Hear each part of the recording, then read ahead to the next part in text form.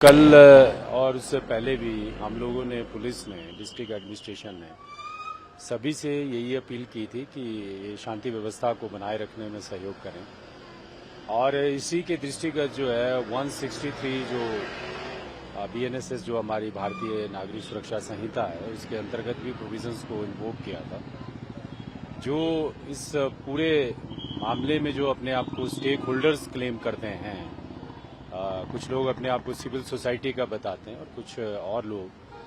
तो उन लोगों के साथ भी बैठक की थी और उन सभी को, उन्होंने भी, सभी ने ऐसे एश्योर किया था कि ये सब शांतिपूर्ण है। तो हमने सभी से हम ये आग्रह और आह्वान करते हैं कि जो भी मैटर्स हैं उसमें हम लोगों को जो है वो लीगल प्रक्रिया और प्रोसीजर्स का वेट करना चाहिए, ना कि इस तरह के जो एक सिस्टमेटिक प्लान तरीके से एक पीस को ब्रीच करने का काम करना चाहिए। लाठी, डंडा, पत्थर और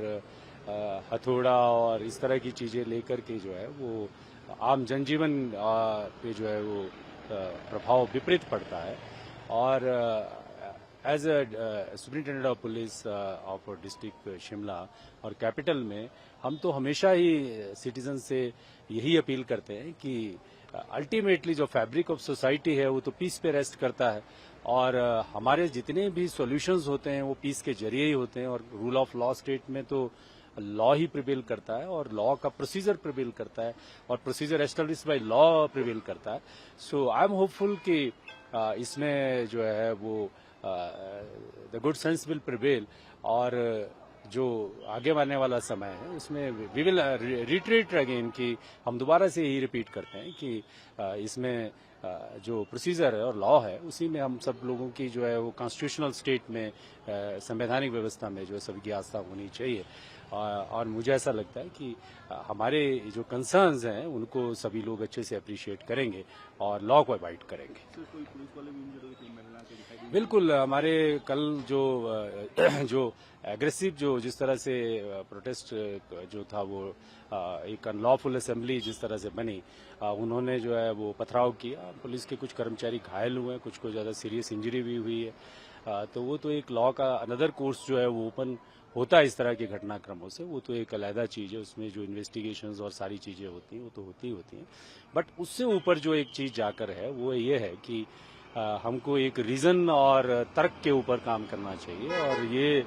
जो व्यवस्था है हमारी, ये इस व्यवस्था में जो है वो अल्टीमेटली तो लॉ ही प्रिवेल करता है।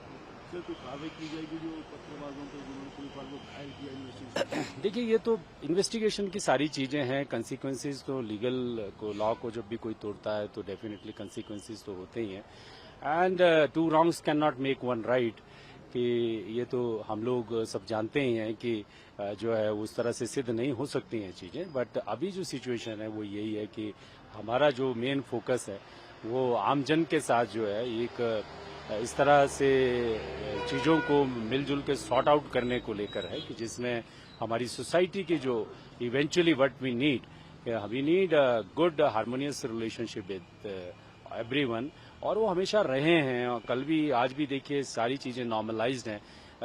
ऐसे हम एक प्लानिंग करके और इस तरह से डिसरप्शन कॉज करके जो है वो कुछ भी नहीं कर रहे except breaching law. Thank you. नहीं, वो है, वो तो डेफिनेटली ज्यादा चोट लगी है उसको, जो है वो हिट किया है और एक हमारे कांस्टेबल को पत्थर से भी चोट लगी है। But that is a separate issue, वो तो इन्वेस्टिगेशन की बातें हैं, वो तो अपने तरीके से चलती हैं। बट अभी तो सिचुएशन में यही है कि अल्टीमेटली जो है वो हम लोगों का जो ऑब्जेक्ट है वो ये है कि we must act prudently and diligently, कि हम जो है वो जैसा हमारा बेंचमार्क रहा है कि हम लॉ अवॉइडिंग रहे हैं हमेशा और हमको लॉ अवॉइडिंग ही रहना है।